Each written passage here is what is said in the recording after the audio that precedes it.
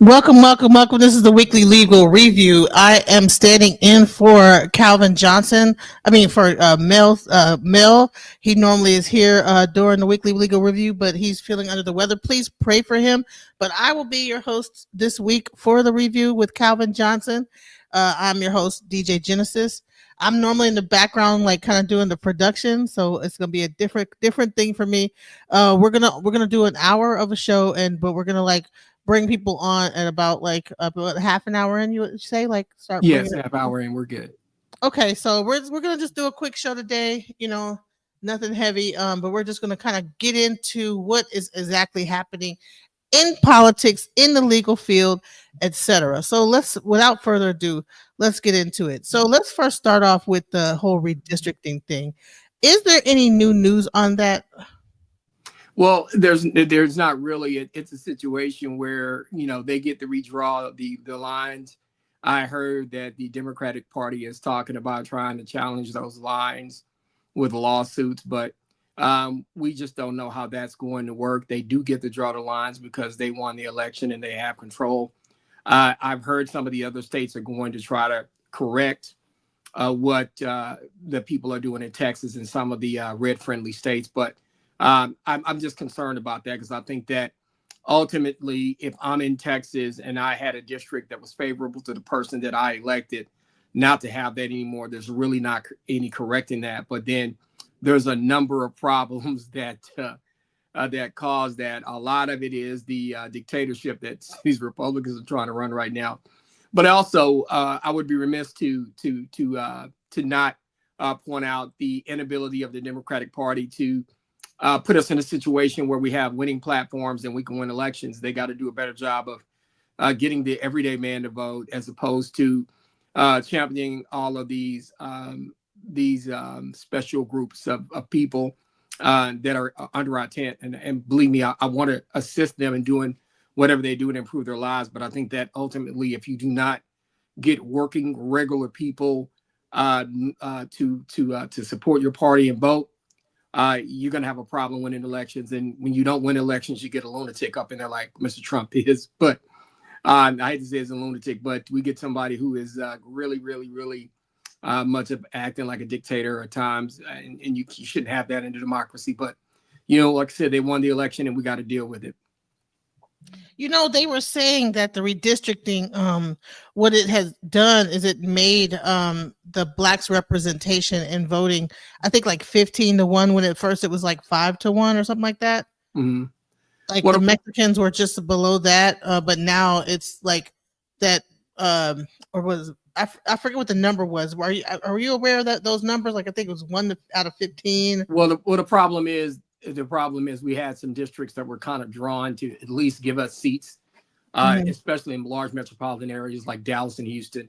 And now those things are gone for us. And that's something to be concerning because Texas has actually the highest African-American population in the country, so that's very tough to lose that. So with the redistricting, I think basically what they've kind of done is watered our vote down some more, which is very problematic for us.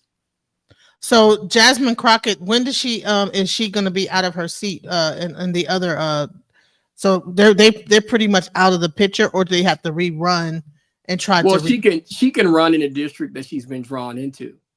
Okay. So what the thing I say about that is that all is not lost yet.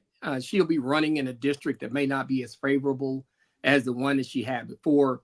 But the Republicans have to be very, very careful because what they can do is they can actually wake up an electorate in that particular district, or some of the people in that district may not like what the Republicans are doing. I think a lot of people have lost their jobs. A lot of people lost their benefits. And so there's a lot going on with that a lot of people don't like. So you got to be extremely careful about what you're doing when it comes to that kind of stuff. Have you heard of the actual number of 350,000 women, black women, have lost their jobs over the past 3 months? Are you aware of that? I heard people talking about it, and very well may be the case. A lot of companies got tax breaks. They're cutting their staff. The economy is kind of iffy. Companies are trying to slim themselves down. A lot of the DEI initiatives have been kind of cut, so that's causing a problem. In addition to that, the workforce itself has been kind of trimmed, and we have a lot of educated African American women who went and got their degrees, who have positions that now don't have those positions, and that's something that that's very problematic. But I try to tell people, when you, as an African American, and even as an African American woman, we have to remember you alone cannot win an election by yourself. And I think nobody is telling our African American women that. They can have a huge say in who wins an election, but they can't win an election by themselves. They're going to need Black men. They're going to need regular working people. They're going to need other people from other groups. And I think that we have to be careful, and even they have to be careful in the way that they engage with other parts of the electorate. We definitely understand that you want to advocate for yourself, but if somebody feels that you're only advocating for yourself and that you're not advocating for the average Joe, or you're going to advocate for people that maybe are far left, or in some of the special groups that are under the Democratic tent, and you're not going to focus on working people, the working man. And then when it comes to men, we have to be very careful in the interaction, because you're going to need a certain amount of men voters to win elections as well. And so you have to be careful about how you set your platform, how you talk, how you push your group of people voting, because some people will say, hey, you're just worried about yourself. Black men would say, hey, I know you're my sister, but you're not really focusing on us. White men will say, well, I'm going to go with the white guy. I'm going to go with the average guy. I'm going to go with the guy who's fighting for the average Joe. And the Democratic Party has kind of lost its identity in being able to focus on voting for the average Joe, and they're going to have to do something about that. So I wanted to play a video and get your opinion on it, and it kind of has to do with this redistricting. I want to get your opinion on this video. Okay. I'll bring it up real quick. Run it up. Hold on, sorry.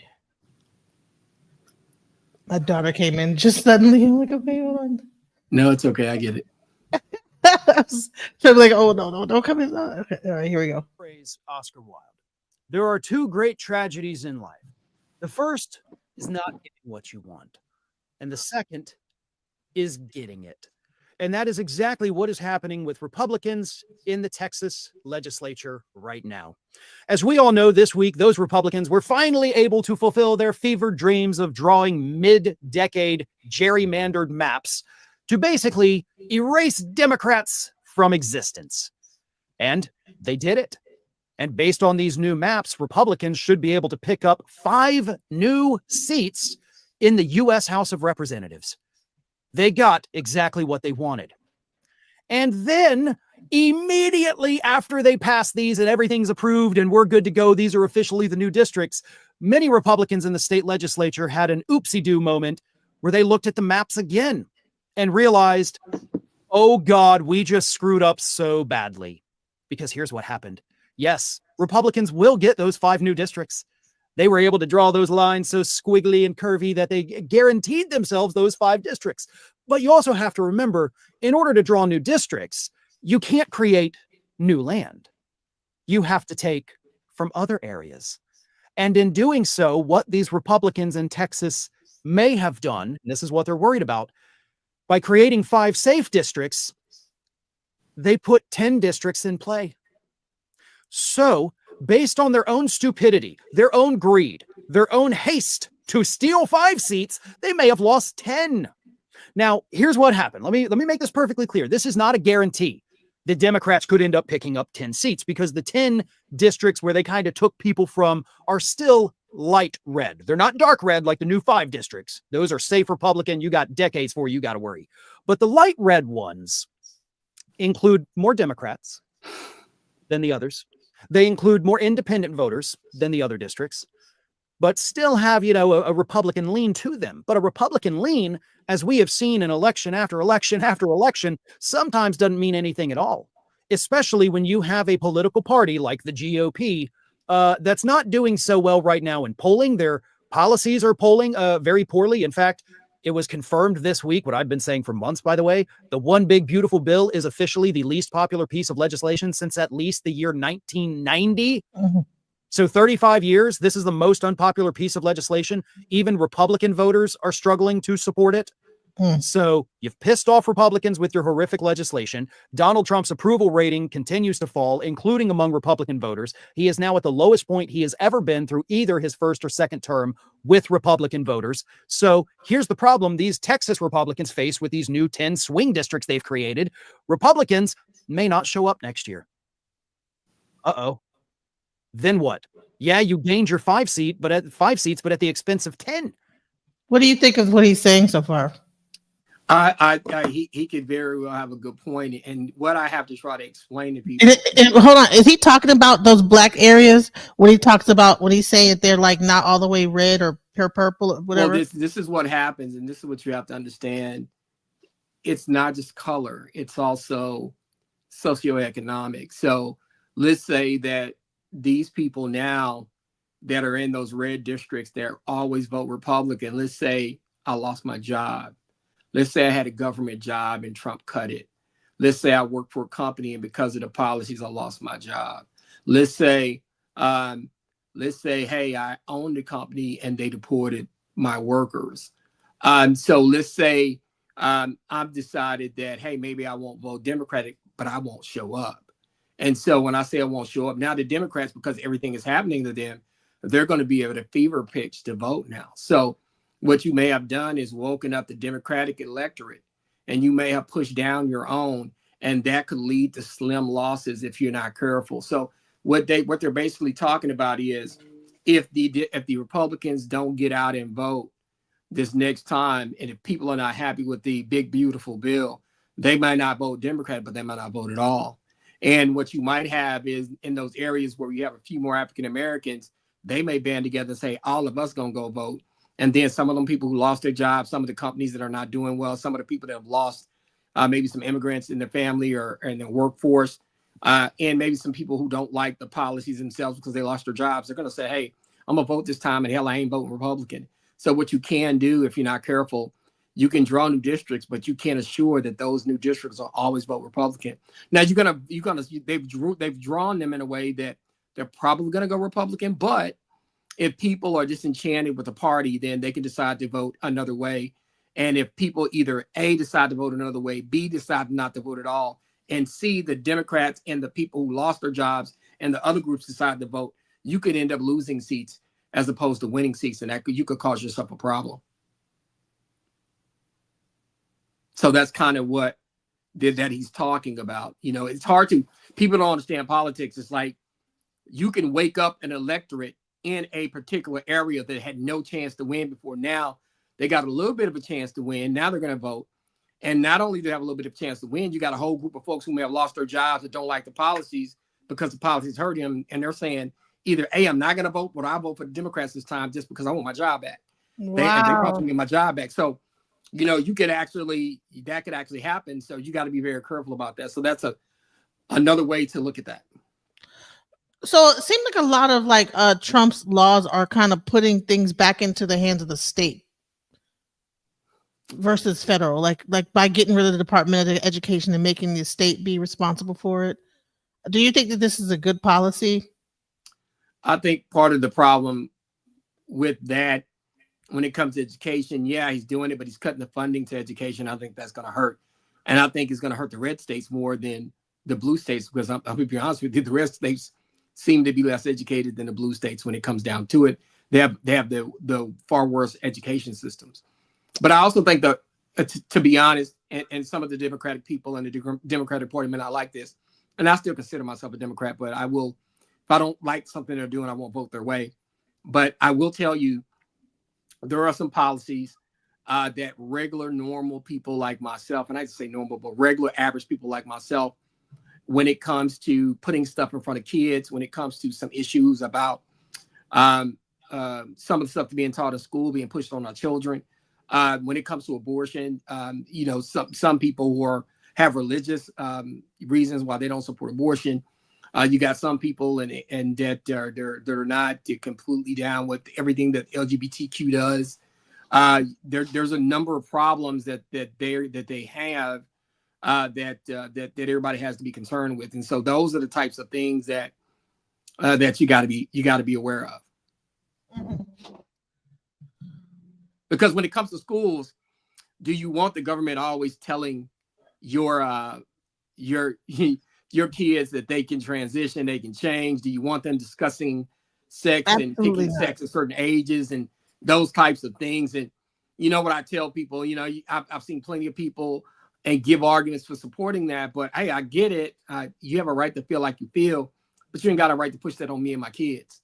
Right. And that's my job to do, and you're not going to do that. And anything that supports you trying to do that, I'm not with that. And that's a problem for the Democrats. Like I said, average people want to be able to do average things, and they're not taking average positions sometimes. They're being bold, and don't get me wrong, there's something wrong with being bold, but and being bold in the wrong direction for some people, those people are not either going to stay home or not vote for you. Okay, so some says you only have a few states that this will affect education. Like for instance, New York City, and you have the 5 boroughs. They relied on the Borgio education system, and it was government funded. Well, it's not just New York; it's all over the country. You got other large metropolitan areas that are going to be affected. You got places like California that may be getting less funding. You got Texas, who they're trying to make people post the 10 Commandments actually in the classrooms now. And a lot of people are moving away from public schools because of some of the policies that's being pushed in there. And see Chicago. I mean, people have to understand large metropolitan areas like Dallas, Houston, LA, Chicago, and New York. The 5 largest metropolitan areas in the country are New York, 1, LA 2, Chicago 3, Dallas 4, Houston 5. And Dallas has more people because of the Metroplex area, because of our suburbs. Right. So so Trump plans to close 2,400 schools by next year? We don't know if he's going to be able to do that. There might not be the funding for that, but at the same time, those people in that those communities are going to fight for their schools because they don't want to go so far away to be able to do certain things. I don't know if he's going to be able to close 2,400 schools. I think they'll try to figure out ways to get different funding. And he may get some pushbacks because one thing we understand that everybody ain't going to continue to rubber step what he's doing. These midterms are going to be interesting. If he starts losing a lot of seats congressionally in the House, some of those people that are in positions are not going to always vote his way. So I don't know if he's going to be able to do that. And I think that people should fight that. You should go to your local legislator and try to make sure that they understand what you want and try to do that from there. Richard Shoemaker says Texas just spent billions on education, and he just said that Texas teachers just received the largest pay raise ever. One of the things that I have experienced, that believe it or not, I used to represent the largest teachers union in the state of Texas, Alliance AFT. I was a general counsel for 5 years. Most people don't know that. So I work with a lot of teachers, and yeah, they got somewhat of a pay raise, but they're still underpaid when you look at it. They do a lot of stuff. They have to do a lot of classroom hours. There's a lot of requirements. There's not enough time in the day to do what they're paid to do, and they have to grade papers, and they have to make sure that they meet certain requirements. So they deserve a raise because it's very hard making money off a teacher's salary with all the inflation. A lot of teachers have resorted to taking second jobs or working on the weekends or doing extra stuff at school. So those people needed a raise. They deserve that. I mean, at the end of the day, anybody that's going to help mold and teach my children to be adults and to be productive, I want to pay them properly so they can do the best job that they can do. Well, speaking of you and your service to the community, tell us a little bit about yourself as a lawyer. Well, I've been 24 years doing criminal defense work. I also worked for Alliance AFT, which is the largest teachers union in the state of Texas. I've worked for Chris Bosh and the basketball player, and when Chris Bosh Foundation, where we do a lot of work in the community, and we did a lot of stuff with students. We gave tennis shoes away, back to school events, and we did pre-SAT prep courses. In addition to that, I also have a thing called the Sarum Foundation, and what we do is, I'm on the board of Sarum Foundation, and what we do is we do a lot of neighborhood cleanups, rehabbing people's houses that are senior citizens that can't pay to do certain things in their house. We try to come out and help them get up to code, and so we do a lot of work in the community, and we volunteer a lot. I'm very active in the local neighborhood associations, especially the ones that are in South Dallas. And like I said, I've been serving the community for the last 24, almost 25 years. So I try to do a lot of work, and I can be reached at attorneycalvindjohnson@gmail.com as my email. My phone number is 214-565-5600. And I can be reached at the website they won't let me out.com. Just like the song, they won't let me out, they won't let me out.com. So that's They won't let me out. I'm locked up. exactly. And right, and we are broadcast. We are doing a simul stream on Mel's Watching the World. Please pray for him. He's not feeling too well. Please pray for his speedy recovery.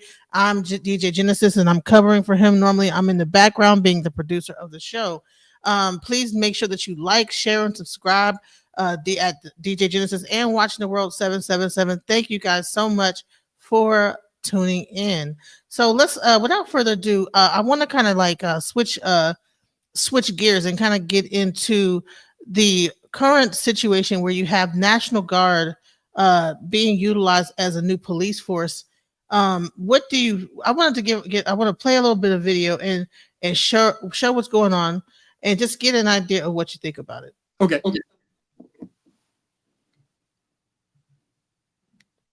It's a unique sight indeed to see members of the National Guard wearing fatigues and carrying weapons and walking around the nation's capital as locals and tourists go about their day. But that's exactly what's happening in Washington right now, as members of the National Guard are helping with President Donald Trump's mission to lower crime and homelessness right here in Washington, D.C. There are currently over 2,200 National Guard members mobilized in the District of Columbia. Now, it's worth noting, not all of them are currently carrying weapons, only some of them, and they are here to assist local law enforcement on a broader mission of lowering these crime and homelessness rates. Now, some of these Guard members are coming from the District of Columbia National Guard and 6 other Republican-led states whose governors sent them here to assist on this mission. It's also worth noting that National Guard members have been seen cleaning areas and carrying garbage bags in what they are saying is part of a broader beautification effort to improve neighborhoods. So what do you think about that? Do you think that is a great depiction of what's going on with the National Guard in D.C.? I think a lot of it is politically motivated, where Trump can come in and clean up some of the rough crime areas, especially in some of the Democratic-led cities. The problem is in some of the Democratic-led cities, we have been trying to not say go light on crime, but they try to make sure that people's civil rights are not violated. But with that being said, sometimes some policies are implemented that do some harm, like maybe not going and prosecuting theft cases over a certain amount of money. There's a lot of drug dealing, carjacking, and some of the violent crime in some of these areas because there's not enough people willing to police those areas, and those major cities are not paying enough to risk your life in a dangerous area, and they're not paying you enough money as a police officer. So that's been a problem. And then even some of the police forces there have kind of been limited by some of the legislation that has been recently passed in terms of going lighter on crime to alleviate some of the incarceration rates that are prominent in the democratically led cities. But the problem that I have is, hey, it's good to clean up the crime. I want crime cleaned up. That's not the issue. The issue for me is you got to be very careful when you do that, because short term, that may be cleaning the crime up. But when you start taking action like this, it sets a precedent of the next time something happens, the federal government can just step in areas and take over areas that have elected sheriffs, that have elected police departments, that have people that they already pay to do that job. And so that's the concern I have, especially with Trump. He's being extremely selective in going to blue states and doing this. When I say going into blue states and doing it, he's doing it in New York and Chicago and Los Angeles, places where that he knows that he doesn't have good relationships with the governor. So he's trying to do this in a way that's very politicized. But at the same time, there are a lot of people in those African-American communities that say, hey, look, I'm tired of the crime. I'm tired of the violent crime. I'm tired of the carjacking. I'm tired of the stat jugging. Stat jugging is where they play around with the stats to get people to get crime rates down that are actually kind of watered down crime reports to say that crime is going down when it's actually not. That has been a problem in D.C.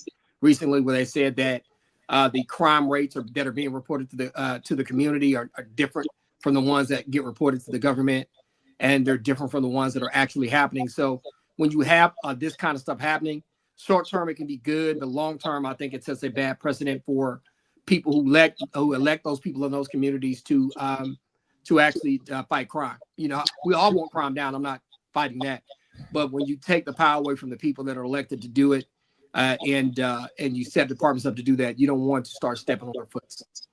What is the difference between getting stopped by a police officer and stopped by a National Guards member? Like, do they have the same rules that they have to follow as a police officer, or everything is all martial? And No, they and what is the do. difference? They do. They have to have probable cause to stop and question you. The problem is a lot of these states have included these ID laws where officer can just stop and ask for your ID, and you have to identify yourself. A lot of people in the past, if you've seen some of the stops that were on the news, people didn't want to identify themselves, and I don't have to tell you who I am. You have to tell me why you stopped me. I have to identify myself. But they're able to stop and make you identify yourself, and then from there start to question you about things. And they still are held to those standards. You just got to make sure you got to get a lawyer and make sure you understand what they can and cannot do to you. But at the same time, that's a problem because a lot of people don't understand what they can and cannot do. Like, for example, you have to identify yourself. So when you don't identify yourself, a lot of people are losing it there. When I say they're losing it there, you stop me, I don't identify myself. Now I can arrest you. Now I can look at everything else you're doing. So sometimes we got to be smart to know what we can and can't do. Identify yourself. And then after that, they try to jump to other stuff. No, you can't do that. No, you can't search my car. No, you can't do this. You don't have a reason to do this and this, and you can go into that stuff. But when you don't identify yourself, you're creating a situation to allow the officers to continue to inquire what you're doing, why you're there, and how you're doing whatever you're doing. And I know that you had mentioned that a lot of time people try to have court on the side of the road or wherever they're being stopped at, and that's probably not the time to do that. If you want to have court, have it in court. That's stupid. Yeah, I think that's stupid. I think when I say it's stupid, a lot of people think that they can. I'm smart as police officers, smart as the lawyers, I'm smart as this and that. No, you're not. I mean, let's be honest. Whatever you do for a living, you do for a living. These police officers, they're going to be able to do stuff because they're doing it every day, all day, 7 days a week, sometimes for years. When you have to defend your own rights, you're only doing it here and there. You're not doing it every day. You're not doing it every day like a lawyer. You're not doing it every day like a police officer. Chances are you're not going to be able to match up with them just because they've been doing it a lot longer and a lot more than you do it. And you have to realize that and admit that, and then try to be very careful with your interactions with law enforcement. You know, I see a lot of things where you have this thing called obstruction. I see a lot of people get caught on that obstruction charge. What do you think that they could just throw that out there anyway, like that if you're they're not throwing it out back, there. That's considered obstruction. They're not throwing it out there. What's happening is because you're trying to go back and forth with them, you don't give them their IDs. You're yelling. They're trying to question somebody else, and you're getting in the way of that. You're cutting into what they're doing. You're trying to move them out of the way. You're trying to tell other people what they can and can't do. When you start doing that stuff in the middle of their investigation, and let's say you're around them and they're questioning somebody else, and you're walking up on them, and they tell you to stop and you don't want to do that. That obstruction stuff is going to be easy to prove because they have a right to maintain their safety. A lot of people out here, when you're going up against these officers, a lot of folks are running out here losing their head when they're dealing with these officers, but they need to have a smarter approach because obstruction is going to be easy to prove. Because if you're interfering with them questioning somebody and stepping in and walking toward them and grabbing stuff and impeding whatever they're trying to do, because you think you have a right to is something that causes a problem that people don't understand that they don't have a right to. And then they get in the middle of doing it, and then they find out that they're obstructing. And that stuff is easy to prove. It's easy to prove you're kind of getting in the way. But once again, that's that thing where you're trying to show that you're smarter than your officers, you're smarter than a lawyer. You're not. So let's stop trying to be that. So tell me this. What if you say, I don't want to be a part of your investigation? Like, I don't want to help your investigation. Is that also? You don't have to. That's not obstruction. Is that considered obstruction when you say that? You don't have to answer their questions. Once you identify yourself, I'm not answering any more questions without a lawyer. We're not doing this. And then they can arrest you for obstruction at that point. No, they can't. It depends on what else is going on. If they smell weed, if there's something they can see in a car, if that kind of stuff. At that point, they can't. You can just say, no, at this point, I want to speak to my lawyer. If you don't have any other reason to detain me, then you need to let me go. And see, the problem is that some people well, what if they don't let me know and they keep going? Well, on the body cam, let's say they are still arrest you and they still do what they do, but you hire a lawyer like myself. And then I'm going to say, hey, at that point, that officer did not have the right to continue to question this person. So I'm going to do a motion to suppress, and I'm going to try to get everything that happened after that thrown out. And so a motion to suppress basically is something that says, hey, from this point on, everything else was obtained illegally. And since this was obtained illegally, they can't use it against you. And so let's say you told them you want your lawyer and they keep trying to talk to you, they keep questioning you, and they try to force you to give them information, and they do that. But you told them you wanted your lawyer, you didn't want to continue to do whatever was going on, then your lawyer will come back and help you with that. But on the side of the road, you should not be trying to give them all of that information. And sometimes you can assert your rights, they can still keep going, but your lawyer will be able to come back and clean it up. So you got to be aware of that.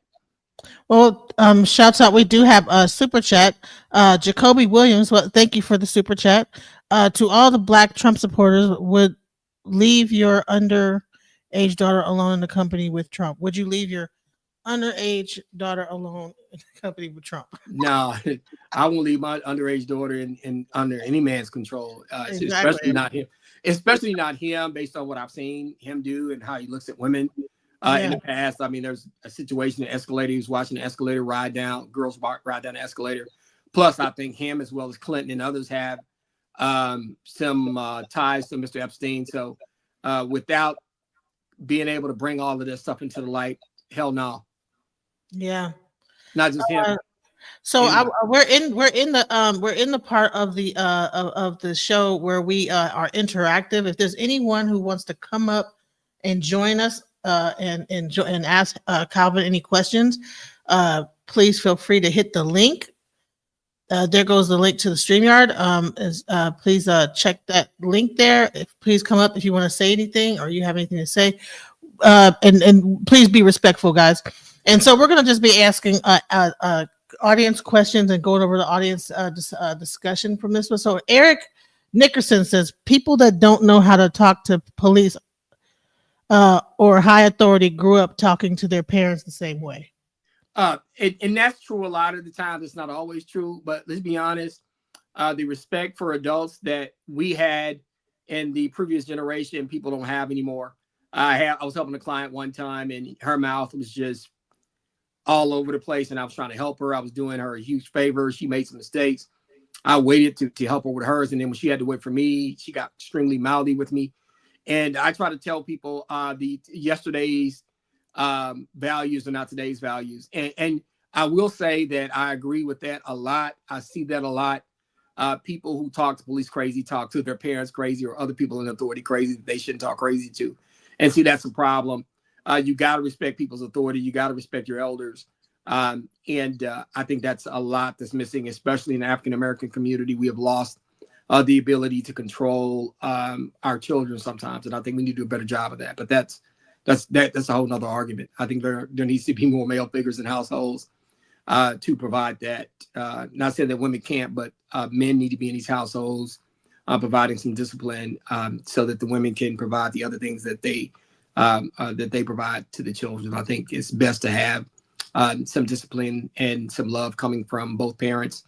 But men and women are uniquely situated to be able to do certain things. And if you have one doing what they should do and the other doing what they should do, I think it's just the best way to go. If you have that, if you can't, if you're a single mother, single father, you have to do what you got to do. But at the same time, I think that there is less respect for authority. And I see that a lot in the African-American communities or even some of the poor communities. But also that can cut the different way too as well, because sometimes the police officers take advantage of people in those situations, and they are extremely harsh and can be disrespectful to people as well. So that kind of cuts both ways. But I agree with what Mr. Nickerson said. I see. This is where it gets weird. Now, once you start interacting with National Guard and military people who have a certain level of respect and understanding of authority, this is where I think that, maybe people might back off of that whole back mouthing because they don't even know what this military person might be able to do that a police officer might not. Mm-hmm. let's get into the things that in Chicago and Baltimore, they're threatening to deploy the National Guard. Let's hear this story. 200 National Guard troops seen patrolling the nation's capital, spotted at train stations and outside national monuments. Defense Secretary Pete Hegseth says some of those troops are armed. They're armed, capable of defending themselves and others if need be, supporting law enforcement, and we're proud to be there, sir. The Guard stationed around tourist attractions and the metro, not in Washington's most high crime areas, according to reports. Police officials say crime in D.C. is at a 30-year low. Despite that, the president is calling the deployment of the National Guard troops a measure to address out-of-control crime in the nation's capital, also saying Chicago desperately needs help. Illinois Governor J.B. Pritzker urging the president to back down. This is not about fighting crime. This is about Donald Trump searching for any justification to deploy the military in a blue city, in a blue state, to try and intimidate his political rivals. Trump is also threatening to. Do you think that this is a political move to intimidate political rivals? Hell yes, it is. I mean, and that's the thing. See, I'm no fool. Like I said, temporarily, people like to see crime reduced, and they want to see authority figures in the community to calm down some of the bad stuff that was happening in those places. But it's straight political. They're literally going into blue states like Chicago, like LA, and Baltimore, those are blue states, and they want to gain control, especially when you have places like Chicago, where we know there are guns left and right. I had a friend had a restaurant there, and he moved his location finally, but you used to have to get patted down and walk in there. It's supposed to be an upscale restaurant, but he had to because Chicago is so tough with guns. And then you got places like Baltimore, Baltimore actually has a nickname that I heard when I was watching The Wire. They call it Bodymore Murderland instead of Baltimore, Maryland. Bodymore Murderland. Yeah, wow. Yeah, so because of all the stuff that is happening there and the high homicide rates that happen there and the inability of maybe local law enforcement to control everything because of all the crime. But we know that this is a political ploy. This isn't about helping. It temporarily, it actually is going to help some people because it's going to calm down some crime when you got federal officers around. It's going to have a short-term effect, but the long-term effects are going to be very chilling at times because now you have federal law enforcement in areas, and then who's going to check them? So when I say he's going to check them, like when you have a state law enforcement hand doing something, if you think you have a problem with it, you go to the feds. But what if it's the feds themselves that are causing the problem? Who do you go to correct them? Well, here's the question. Like it seems like currently, like they're mainly in the DC area where like the monuments are. They're not like in Southeast or wherever the like really hood is. No, listen, let me explain something to you about DC, right? I don't know how often you've been to DC. Like, it's been a while. I used to live there, but it's been a long time. Like I've been there several times, and I'm going to tell you what people don't understand. Like the way the DC neighborhoods are, it's kind of weird. You may have 2 or 3 blocks are great, and then you have a crummy block next to it, and then you'll go another 2 blocks and it'll be great again. And then that's the problem. I remember going for a walk, and we didn't know where we were going. This was the day, the time before you had the phones and the GPS and all that other stuff. But as we walked a block too far in the wrong direction, I kind of noticed, because I'm a hood guy, I kind of noticed, and I was like, everybody stop. Everybody stop. I said, this ain't right. We got to go back. And they're like, what? Nah, I don't feel right. Like, I can tell my hood radar went off. We got to go back that way. Because I already saw people looking. I saw a guy, saw another guy, and I was like, nah, they ain't right. We're going in the wrong direction. And I'm telling you, you in certain DC is kind of different. It's not like everything's segregated and separated. You may have 3 blocks of great neighborhood, then 2 blocks of crappy neighborhoods, and then 3 blocks of great neighborhoods. So it's different on DC. So you got to be careful with that. And it could look nice and be a bad neighborhood. Yeah. So that's the thing, But ultimately, I think that he's attacking blue cities, blue large cities that have large Democratic voting blocks. He's trying to limit that because people have to understand. In some of these elections, even when the Democrats won, all the small areas around the states were red, and they'd vote 90% a certain way, 95% a certain way, 85% a certain way. But when the big cities tallies came in, that's when the elections were won. And so Trump, I think, has targeted these big cities, and you got to be very, very careful. And I think more importantly, African Americans have to be very careful. And the reason why I say this is because of this.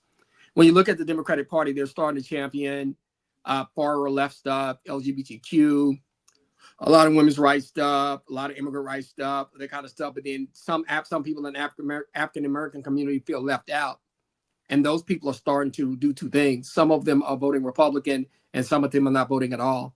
And I think the Democratic Party needs to be extremely careful about African Americans and their inability to effectuate progress in those communities, because there are a lot of people in those communities that feel like we've been voting Democrat for 40, 50, 60 years. We haven't had the change we need to have. So the Democratic Party needs to be extremely careful about how it's treating the Black electorate itself. And then even with the Black electorate, our Black women got to be very, very careful about how they cover themselves during election times and when they are in positions of power.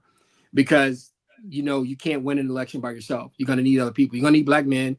You're going to need some white men. You're going to need some of the other groups to step up and vote your way, or you're not going to win elections. So we have to be very careful as a whole when we start talking about that stuff. Junie Lewis says, where was the National Guard January 6th? Well, see, that's what I'm talking about. Like, I always have to tell people that January 6th thing, people don't really pay enough attention to it. When I say pay enough attention to it, what if those people would have got in there to Congress, and let's say they would have got in there and they would have hurt somebody. Let's say they would have got in there and hurt Auntie Maxine. We always call her Auntie Maxine. Right. But let's say they got in there and they hurt somebody. Like somebody actually sat on Nancy Pelosi's desk and did all kind of stuff and took stuff out and did all this kind of stuff. What if they would have actually gotten in there, right? I mean, and people have to understand how serious that was, because it's like me, like if I'm in Congress and they get in there, let's say they try to go after my life and you don't do anything to them, I'm gonna feel like I got to go get them myself. Like I'm gonna try to take care of myself. And so that could have been a very, very ugly situation. Yeah. Or let's say somebody gets in and kills who seriously hurts Maxine Waters, and she's an old Black woman. What do you think the Black community is going to do? They have to do something. It's going to be an issue, yeah. You just can't let it ride. And so these are the things that people are not really thinking about. And I'm starting to see like people like the Black Panthers and stuff mobilize, just like they did with that trucker down in North Carolina. Yeah. When they kind of like forced that guy out of North Carolina, out of that dump site, threatened him, tipped his trailer over, and now it seems like there's Black Panthers that are coming out and starting to like protest. So it seems like it's getting kind of volatile. So here's the thing. Bobby's channel says, as long as they don't go inside the Black communities, because right now they're at airports or train stations, that means nothing. But when they start going door to door harassing Black people, that's when it could be dangerous. Well, see, that's the thing that could happen. And I'm not saying that's not happening now, but it could happen, and that could be a problem because you don't want people doing that to you, number one. And number two, there's some people that use the comments, we're not our ancestors. And I hate when people do that, because I feel like our ancestors really had to fall. They were really in a tough position where they had to do what they had to do. But you got a lot of folks that are not going to put up with certain things or certain behaviors coming from law enforcement or coming from the federal government. People have a right to defend their homes. They have a right to be free. They have a right to not be harassed. And they have to be careful when you don't trust your government. Maybe you feel like they're going to come in and start doing stuff to you that they shouldn't do to you. And you got to be very careful about that, because that can be a very, very, very volatile situation. And let's say the National Guard are down for a few months and people are okay with it. But let's say it becomes an occupation. Mm-hmm. And when I say an occupation where they're everywhere and they start to do stuff like that, that's not going to be a cool thing. That's going to cause some problems. It's going to be scary. And here's the thing. Like, think about this in Chicago where you have gangs and stuff. Like, if you're starting to take over like places like that. So like then, I think that in DC, I'm not sure if it's as much gangs in DC, but where Chicago is more of a gang group, So yeah, and that might be a difference in how they take on like these people, the National Guard trying to come up in there and tell them what to do when this is their territory and this, that, the other. Like, do But you you know think why Black- Chicago has a lot of gangs, right? Well, they used to be Black Panthers, didn't they? Or No, like, it's not just about that. Like, there's a number of reasons why Chicago has a lot of gangs. They have a lot of gangs because of history, and they have a lot of gangs because Chicago is one of the hubs for the cartels to deliver drugs to. They ship a lot of drugs and guns to Illinois, and Oh, wow. Chicago's a cartel hub. And so that's people don't understand interesting. And see, and let me tell you that this now my full hat is getting put on to want to get the military involved out there, and now you have all these cartels and gangs, and now you got that's a recipe right there. You recently had the Flores brothers. The Flores brothers were two brothers who turned on El Chapo, and they were in Chicago. They ran everything in Chicago. Chicago was their hub. Chicago was their northern hub. And wait, does Chicago border another Canada at all? Like, not Chicago, but Illinois? They're in Illinois. Chicago is in Illinois. But that doesn't border, because I know Detroit is a hub too, because it's right at the border of Canada. So a lot of like drug stuff comes in and out of Detroit. Yeah, that's how that BMF was real big. Yeah, BMF was big up in Detroit, but the Flores brothers, who actually turned on El Chapo and actually testified against El Chapo, they were in Chicago. They ran everything in Chicago, and that's the problem. You got Black gangs historically that were there, and then you got a lot of Hispanics, believe it or not, a larger Hispanic population in Chicago than you think there was. Wow. And you have the cartels delivering a bunch of drugs and guns up there. So that's a recipe for disaster. So, you know, that's another thing within itself. Wow. So that's what that's about. So yeah, I think and then it makes sense why this mayor is feeling the way he is, because I mean they probably have to have some level of compliance, so to speak. The problem with Chicago's mayor, the problem with Chicago's mayor is twofold.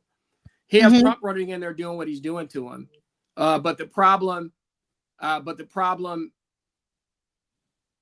he has is he spent a lot of money on immigrants, and they're $1.1 billion in a hole, and he spent $600 million taking care of people that are not even citizens. And that's the problem that we have with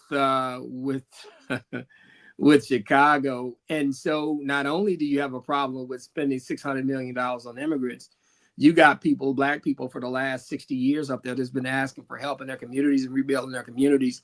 And they just saw $600 million being spent on people that were not even citizens here. And the optics of that, they're just horrible. But once again, when you try to talk to the Democratic Party about stuff like that, they don't want to hear it. And I'm going to be, transparent with you. That's my attitude. Like, if I ever run for office again, which I don't know if I'm going to, I'm going to be very upfront and honest with people about the party itself. Like, we got to make some changes, or we're not going to win any elections.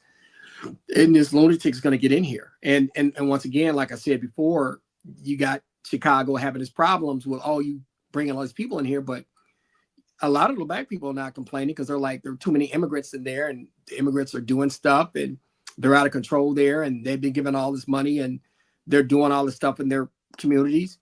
And then they got the money that the Black folks didn't. And I think the Democrats have been, they were not really thinking about this well enough, right? When I say think about this well enough, when you spend that kind of money on immigrants and you don't spend it on your most loyal voting bloc, which the most loyal voting bloc in the Democratic Party that votes the highest rates are African-American females at about 90% and African-American males at 80%. When you don't take care of those two groups and they vote for you more than anybody else, and you take care of immigrants that can't even vote, that's not a smart move. So I mean, lately Trump has ended the lifelong Section 8 vouchers. So I say that now. Here's the thing: you have the end of the Section 8 vouchers, and you have 350,000 jobless women, and women tend to at the moment be to make up the majority of the single mothers, right? Are making up a large amount of the caretakers of the children, right? Do you want me to? I hate to get into this. Okay. But a lot of people feel like the Democratic Party, and I'm not saying that they're doing this, but I think that in a sense they are doing this. I think they've supported a lot of policies that separate us in our homes. And I think that we push a lot of policies to not have nuclear families, like having one male and one female person in a household, or two-parent households, however you want to say it. I don't want to offend anybody. Having babies is their job. Who put that? Stop. No, the whole deal is people got to understand, like, when your marriage rates for African-American women are not that high, what happens is you have one parent household trying to pay bills that two people could be paying. Right. So you got the male and the male paying 2 light bills, 2 water bills, 2 bills for this, 2 bills for that. And that money in that household is not going as far. And then we don't spend our money properly anyway. So that's another problem within itself. We don't have enough traditional families to be able to absorb what's happening with the economy. And then I think there's some of the policies, if you listen to Sister Shahrazad Ali, who talks about this back in the day when she went to a Florida housing project, and one of the people came to her and said, yeah, we have this huge complex and we have no men in here, and they're not allowed to have any men in these households. And she looked at them and said, what? She said, that doesn't make any sense. And they looked at her like she was crazy. And she was like, no, I mean, having a man and a woman in the household, either with two economies, 2 salaries, or let one work, one take her stuff with the kids, that's, you got to have that. And now it makes it easier. I mean, it makes sense. But they said that they pushed all of these public housing vouchers, all of this governmental assistance, and then they made rules where men cannot be in the households. And then you have the social media right now where people feel like, I don't need a man. I don't need a black man this, black man that. And then black men start to feel a type of way with our black women. And we cannot get on one accord. And we better get on one accord as a people, because if we don't, we're going to be hurt. Black men and black women are going to be hurt by what's happening out here. We need to be careful about who we have babies with, and we got to be careful about not being together. We got to stick together. We got to get back to sticking together. Like, if we don't do that, we're going to be in trouble. And a lot of people don't want to admit that. I also think that the time of like just throwing your kids out of school, the house at 18, that's going to be not as a smart thing to do. Because right now they said that people that end up homeless and things like that, that they can actually put them into like mental facilities. Well, see, the deal is, I don't know if they're doing that now. Like, I don't think that's going to be a big deal. I just think it's going to be a big deal when you turn 18 and you can't afford to either go to school or afford your own apartment. There are going to be a lot of people that are living with their parents longer. I've seen people do that, live with their parents' house longer, or maybe even while they're in college, or delaying moving out of the house. But once again, in our families, we're going to have to get back to trying to have some 2-parent households and start making some better decisions when it comes to who we're having kids with, because it's easier when you got 2 incomes coming in the house, or at least one income coming in and the other one taking care of the stuff that you ain't got to pay for. So, we got to start thinking about certain policies are they good for us as a family? I mean, are some of the things that are being pushed by the Democratic Party good for Black people as a whole? Is it good enough to replenish the Black race of people that are being born into this world? Is it good enough to create households that can afford the bills to be able to pay and have a decent standard of living? Black people have to start asking themselves that. And sometimes we're afraid to have those conversations because we don't want to make certain groups of people upset. But we got to start thinking about those things. He is right off the money about the nuclear family. The Democrats do not believe in the nuclear family. This will be a big part of our demise. It is. It's already a big part of our demise. I talk to people about this all the time. Some people say, man, listen, I have friends that are in the LGBT community. I love them. They are great people. I have some friends that are that. And whatever they choose to do, I say, their life, they get to live it. But as a person who has a family, a wife and a daughter, I want our household to be together, and I want to see more households like that be together and be fruitful, to have more of us born into this world so that we can set examples for additional nuclear families with mom and dads in them with children, so that we can be able to afford all of this increased cost of living. And some people will look at me, you're anti this and that. I'm not anti any of that. I'm pro understanding what we need to do as a people, and we need to be honest with our people about that and quit trying to do everything that's politically correct without really dealing with our own issues. Like, it's okay to deal with everybody's issues, but we got our own issues. And as somebody voting 90 and 80% of the party, we need to make sure we get our shit taken care of as opposed to always worrying about everybody else. And not to say we have to be selfish, but we need to be smart enough to make sure that policies that are being pushed are going to put us in situations to succeed. You know, and so oh wait, someone says that the guest is a feminist. She wants women to control stuff. If a woman can't have an abortion, that means a man should be able to walk away from the child too and not pay child support. I mean, the guest is a feminist. She wants women to control stuff. If a woman can have an abortion, that means a man should be able to walk away from his child too and not pay child support. I just, when it comes to that kind of stuff, I don't want to have to tell people whether they can have an abortion or not. Am I pro-abortion? With all the trouble that we had just trying to get my daughter here, I'm not in favor of abortion, but if somebody wants to do that, I don't want to be able to tell them that they can't do that. Religiously, based on what the Bible says, because I'm not, I'm being transparent, you're not really supposed to do that. But at the same time, I can't tell somebody to have my values and tell them what they can and can't do with their bodies. I don't want to do that. But I'm not in support of creating situations where there are not more of us being born, because at the same time, the birth rates are going down. Isn't the birth rates going down? I mean, how many abortions do you need? Pretty soon ain't gonna be nobody getting born and we're gonna be extinct.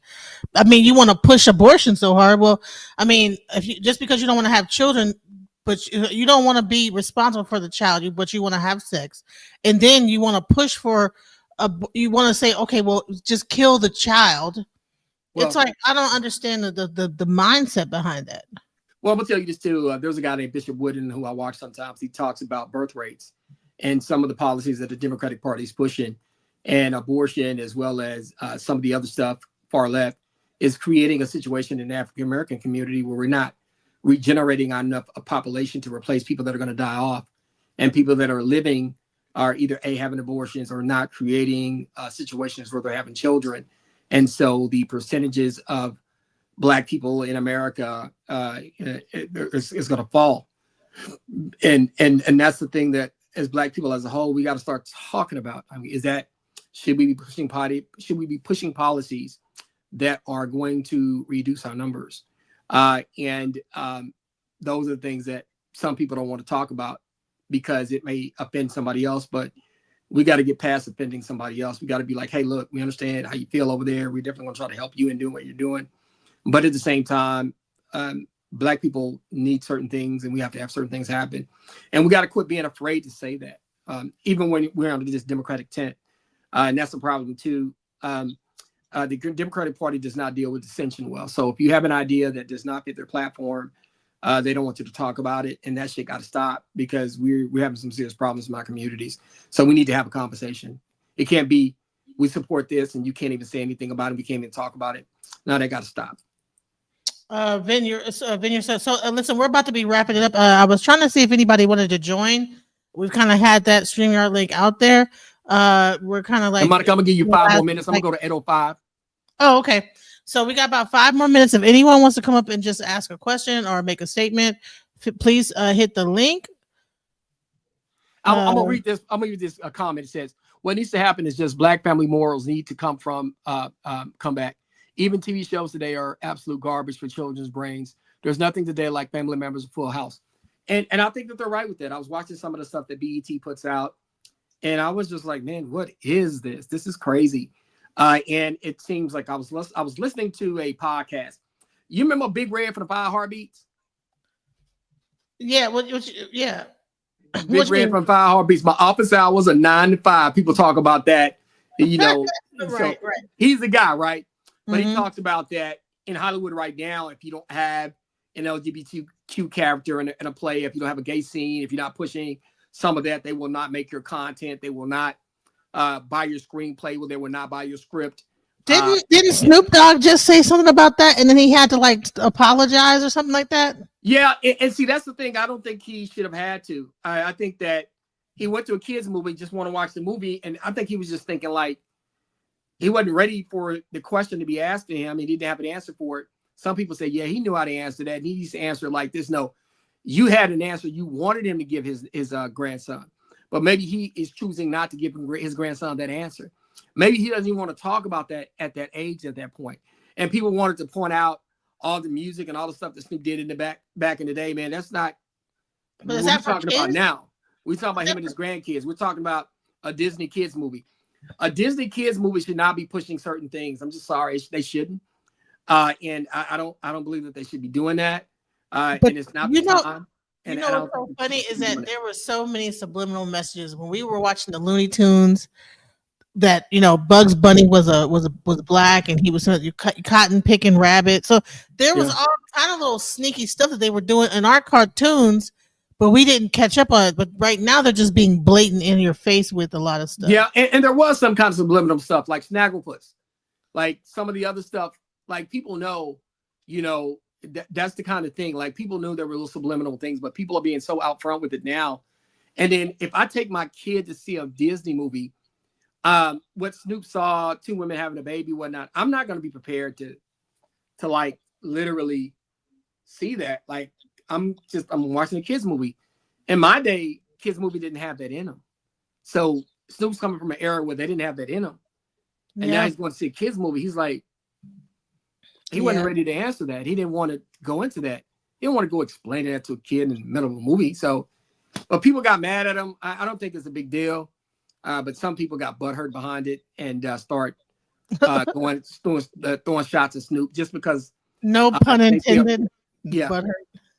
And when I say butthurt, the reason why I say that, just because he did not push the answer that you wanted him to give the kid, now you don't like him. And I think that's just bullshit. I'm sorry, it is what it is.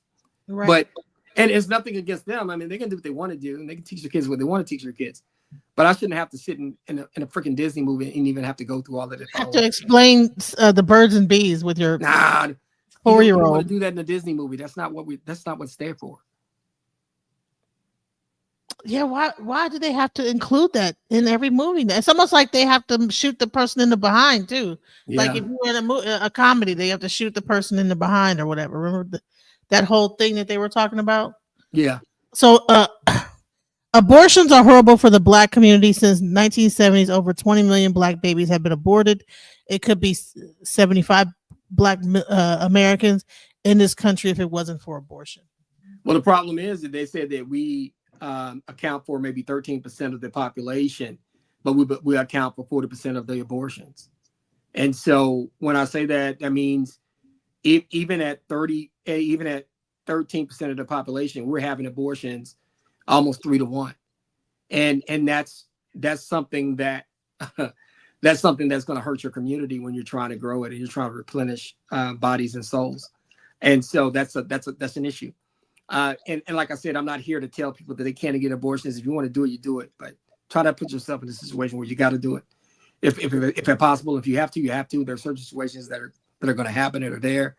But at the same time, you know, Black people have to understand that if you push certain things, certain policies, and certain lifestyles, that the amount of people that are going to be reborn in your communities are going to go down. So Vineyard GHS says 0.3% of the population identifies as gay or lesbian. Why are we breaking our backs to make them happy, but the rest of the population we're told to give no F's about? And see, that's the problem that a lot of people say that they're having, is that it's not just like giving them their rights. A lot of people say that you have to, you can't say anything negative. You can't debate with the people that are on the far left, and that you have to support them. And if you have a difference of opinion, you're homophobic. And see, that's a major concern for a lot of people. They feel like you don't have any room for dissension. And that's causing a lot of problems in a lot of different communities. And I think that that's a valid question for some people. Why are you going to break your back to make sure that they feel good? We want everybody to be comfortable. We don't want people to discriminate against. But I think some people feel like that's went too far. But at the same time, if you're a gay or lesbian person who has had to endure some of the things that they have to endure, then you feel a particular way. And I can't get mad at them for feeling that way. But the regular normal people sometimes feel like that we're put in a box that we can't say anything. Like I got in a situation where Amin Khalif, the boxer. I said my daughter, I wouldn't allow them to fight Amin Khalif. And a lady from that community that had let her daughter or son transition came up and said something to me. And I was like, well, I'm not trying to be funny. You can do what you want to do with yours, but mine will not fight. And then they literally posted my comments on a big forum and people were coming at me. And I was like, what the just happened? It's like, I'm a man with a daughter who said, I'm going to make sure that somebody who might not be a regular woman can't punch her in the face so hard that she's going to turn away and run if she was a boxer. And there's nothing wrong with that. People shouldn't be coming at me because of that. Right. But people in that community actually came at me. And so you have to understand, like, I don't have anything against anybody, but there's some people that when you do that to a person like that, then they go like, man, forget F y'all. I don't care about y'all no more. Look how y'all just did me. And people have feelings, right? So, some people will feel that way. I don't feel that way, but at the same time, some people take it that way, and you got to be very careful about that kind of stuff. Right. So Joe Donnelly said 13% of the population and among the poorest demographics. Why make a bunch of additional babies that we cannot even afford? The deal is, and then that's the thing I try to tell people. That's a good question. But at the same time, if you make a baby, you just gotta make better decisions about making that baby and doing a better job of picking who have that baby with. And so when it comes down to that kind of stuff, we got to start having those serious questions. And then when you look at it, I mean, killing a baby. I mean, I'm not trying to be funny now, but like I have to think about that. And when I say think about like that, like killing something that's alive in you. I mean, that's a lot to think about. I don't know if people really think about it like that. Like that's something that didn't ask to be in there, and you're deciding to delete it. And I'm not going to take care of your kids, so I don't have a right to tell you not to do it. But at the same time, people have to think about that, and we have have a real conversation about that without saying that, oh, I'm trying to control a woman's body, and I'm not trying to do that. Do what you want to do, but just think about what you're doing. Exactly. Listen, this has been a great show. I appreciate the audience. I appreciate the audience for his comments. I wish that somebody would have came up and gave us some feedback, but it's great that we do have so much conversation in the chat. That was good enough. Thanks to all the people that participated in the chat that had their comments. We will be back again here on next Sunday, same time, same bat channel. Yes. Thanks again, Jacoby. I'm going to play the Money Mantra song for you. Thank you for donating your $5 super chat. And please, if there's anyone else that would like to donate to our respective channels, please do that during the song. And here we go. I am blessed to make money, money making money, money making money, money making money, money making money, manifest making money, money making money, money making money, money making money. I ain't stressed, making money, money making money, money making money, money making money. Gratitude is my attitude. I'm making money moves. Jewelry in the safe, piggy bank on full. And I'm living life abundant. I'm making money fast. I'm a money making magnet, making cold hard cash. I'm making money. Oh, I am blessed. Thank you for the donation. And it's awesome to have people to donate. It does take money to keep these things going. So thank you for anyone who donates to the channels. Any final words that you would like to say, Calvin, before we wrap this show up? Well, I would just say this. For anybody who's listening to me, take my comments with a grain of salt. I feel like everybody has a right to do whatever they want to do, live whatever lifestyle that they want to live. But the truth of the matter is we have to start having some real conversations about what we're going to do. Black people have to have some real conversations about what policies are being pushed that are actually going to benefit them. And we have to be able to openly talk about them. So if somebody doesn't like the fact that we're talking about our issues or that we're talking about their issues, putting us in a position where we lose power, where we lose influence, where we lose congressional seats because we went too far with their issue and didn't take care of our own. We need to be able to have those conversations and not have people try to shift us. I had a conversation with somebody from another community, and they're responsible. They just gonna have to wait. I'm like, the hell you mean we gotta wait? Like, I don't have to wait for anything. If I vote, I'm gonna vote for what's happening in my family right now. I'm gonna vote for what I need to do in the next year, next 6 months, next 2 years. I'm not gonna wait for you and your issues to be solved. I need my things done now. And people have to understand that. So it's great to want to champion all of these different communities and all these different people in their subgroups. But at the end of the day, you have to create a situation to win elections. And winning elections is going to be, number one, taking care of the people who vote for you the most. And number two, creating a lane for the common man to be able to vote and feel comfortable with voting for the Democratic Party again. And we have to have that conversation. If we don't do that, the Republicans will keep dog walking us into oblivion. So that's just where I'm at. And then when it comes to legal stuff, one last thing, and I'm going to tell y'all, don't think you're smart as a lawyer. Don't think you're smarter than the police officers. Understand your rights, but do not try to outsmart all of those people in those situations, because most of the time you're going to do something that you probably shouldn't. And you let the lawyers help you and do what you're supposed to do and make it to the next situation. If they make a mistake, hire you a lawyer, get you a good lawyer. He'll fight for you. And that's going to be that. But once again, I thank everybody for coming on, listening to us. 3 ways to get in touch with me: Attorney Calvin D. Johnson at gmail.com. Attorney Calvin D. Johnson at gmail.com is the is the email. They won't let me out.com is the website. And I can reach the 214-565-5600. And I want to be able to help the community and help people that watch this channel. Please support us. Mel, get well soon. Watching the World 777, get well soon. I'll be looking forward to seeing you next week. DJ Genesis will be talking, and God bless you, and you take care of yourself. And one last question: will you be running for council this year? I don't know. Probably. I don't know. People have been asking me about it. I'm not for sure yet. One problem that I have is I don't. I'll say this: I'm not a member of a sorority. I'm not a member of a Mason group. I'm not a member of these groups typically that push their candidates. I'm just an independent person who loves Southern Dallas, who loves the Dallas community, wants change.